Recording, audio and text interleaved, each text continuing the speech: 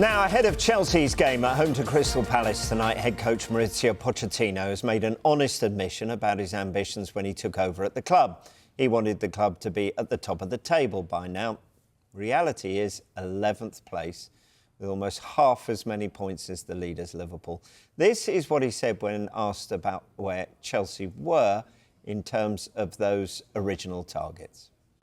Not so far away. I think, to be honest, our target was to be on the top, even if no one believed. But of course, with all the circumstances, I think we are in a position that fighting for different things. Yes, we are Chelsea because our history and everything. The demand is to be on the top, but at the moment, being realistic, we need to increase in the way that we compete if we want to win more games than lose. Oh, right. Where do we start, Crikey, with this one? I mean, really. Yeah. How was your Christmas Eve? Oh, not amazing. Not amazing. Okay. But I'm sure the Chelsea fans that had to travel to Molineux on Christmas Eve had a worse time than I did. And it's just, if you look at Chelsea right now, there's excuses for other clubs, but when you're a team that spent the amount of money that Chelsea has spent, there is no sympathy. And at the moment, Chelsea are underperforming. If you look at the performance against Wolves, Chelsea completely dominated them in the first half. But if you're not decisive in the opposition's box, you leave the game open.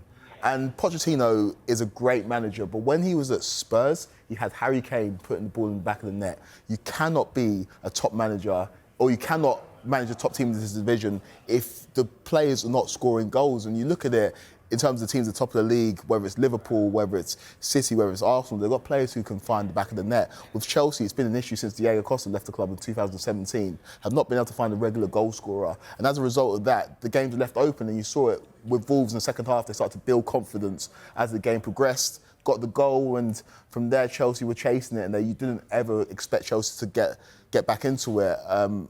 The benefit Chelsea do have is Christopher Nkunku has come into this side now. He's probably going to start due to suspensions to Raheem Sterling and Cole Palmer, and you expect him to maybe bring a fresh impetus into this Chelsea side. But the issue is glaring. Chelsea cannot score goals, and there's not much Pochettino can do about it. No, there's not much Pochettino can do about it. So the finger has to be pointed, Quaker, at the recruitment here, doesn't it? Because you spend £1 billion and you don't buy in a striker who can score you 30 goals. That, to me, seems criminal. It is borderline criminal. You look at the areas that Chelsea strengthened in, spent over £200 million on 2 centre midfielders. I don't think you spend that much money, unless you're in a position where Arsenal were out there, they knew Declan Rice was the final piece of the puzzle. You don't spend that amount of money on players that don't score goals. You need a tangible return for the investment. And what Chelsea have bought is potential. And they've put players on extremely long contracts. And as a result of that, Chelsea are almost, they're handcuffed. They can't go out and bring in the players they want to bring in because they know that the price for Chelsea is going to be almost double that of other teams. It's a tough position that Pochettino finds himself in, but I know a lot of Chelsea fans are frustrated, but the blame can't lie at Pochettino's door. It has to lie at the door of the recruitment team. Yeah, and the stats get even worse for Chelsea. What have you been looking at, Michael? Burning some calories here, aren't I? Well, Chelsea fans, obviously, the previous successful Chelsea sides, it's about the home form. Stamford Bridge being a fortress. They need to make that a fortress again. But it wasn't. Looking at the previous 17 games before the last 2 games, they won those last 2 against Brighton and Sheffield United. They'll also be telling me as well that they won against Newcastle, didn't they, on penalty shootout. So that was a big night at the Bridge. But that record there is simply not good enough. So big one tonight. They need to make the Bridge a fortress again, don't they? They do. I remember Chelsea under Jose Mourinho, 04, 05, 05, 06, 06, 07. Chelsea didn't lose a game at home in the league.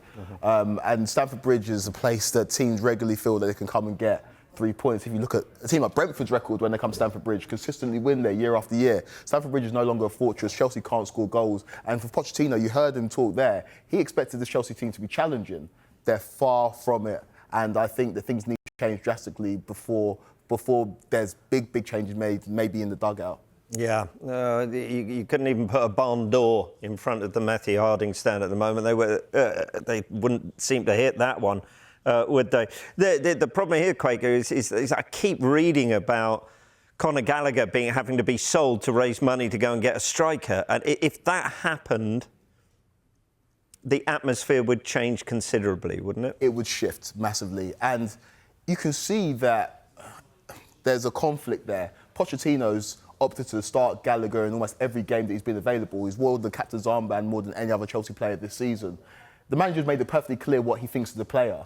But because he is a homegrown player, on the books, it counts as pure profit if Chelsea were to shift him. His contract expires not this summer, the next summer. So Chelsea, obviously, they've got a clear strategy when it comes to players like Gallagher. We've seen homegrown players leave Chelsea in recent seasons, especially under this new ownership group.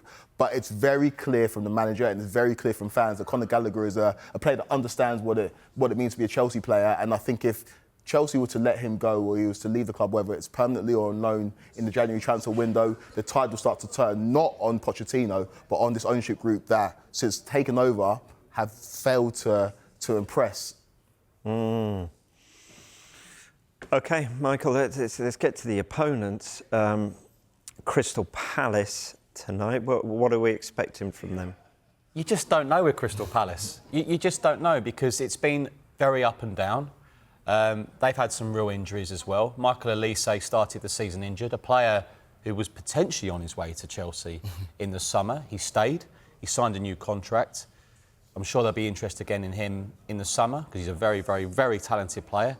Ebieze, a very talented player. He's had his injury problems as well. So there's been a lack of consistency in terms of team selection for Roy Hodgson as well. But it's a difficult one with Crystal Palace, isn't it? Because they, at 12th, 13th, they're there consistently. But that's considered pretty good. It's not easy to get to the top bits. But in terms of entertainment, they want to give teams a good whack in. They've had some disappointing results at home to Bournemouth. They stopped they had a good draw at Manchester City. It was a decent point against Brighton. They might have wanted to win the game at home. So I think up and down. But if they get Eze and Elise consistently playing, I reckon the results will come. Yeah, without a win in 7, they've also lost 11 consecutive Premier League games against Chelsea. Longest losing run against an opponent in their league history. Could that change tonight? We will find out.